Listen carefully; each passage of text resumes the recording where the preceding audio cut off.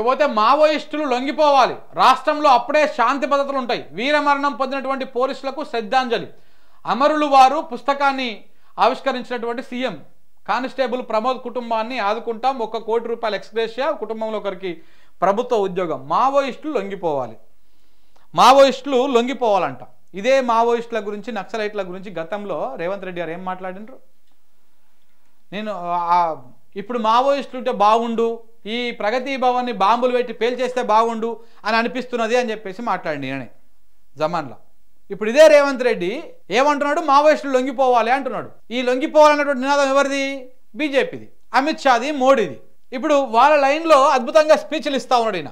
ఆ మావోయిస్టులు కొట్లాడేది ఎవరి కోసం? పీడిత ప్రజల కోసం, ఆదివాసీల హక్కుల కోసం. ఈ దేశ సంపదను దోసుకుంటున్నటువంటి కార్పొరేట్లకు వ్యతిరేకంగా వాళ్ళు ఫైట్ చేస్తూ ఉంటారు. వాళ్ళని లొంగిపో అని చెప్పేసి మన రేవంత్ రెడ్డి గారు చెప్తా ఉన్నారు. రాజ్యంలో కూర్చున్నటువంటి వాళ్ళు అదానీలకు, అంబానీలకు మీరు దోషపెట్టండి, వాళ్ళు లొంగిపోతారు. ఇది వాళ్ళు చెప్పేటువంటి వ్యవహారం. మీరు ఒకసారి అబ్జర్వ్ చేయండి.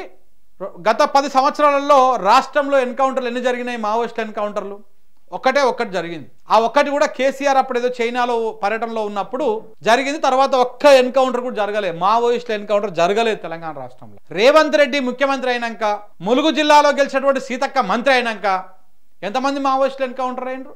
ఒకసారి తీయండి. ఎంతమంది అన్నలు చనిపోయారు లెక్కలు తీయండి ఒకసారి.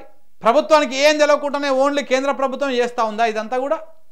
ఈ రాష్ట్ర ప్రభుత్వానికి, రేవంత్ రెడ్డి గారికి ఏమాత్రం కూడా ఇన్ఫర్మేషన్ తెలియడం లేదా? సో కాబట్టి నల్లయ్యది తెల్లయ్యది గమనించాలి సమాజం, అప్పుడు అర్థమవుతుంది.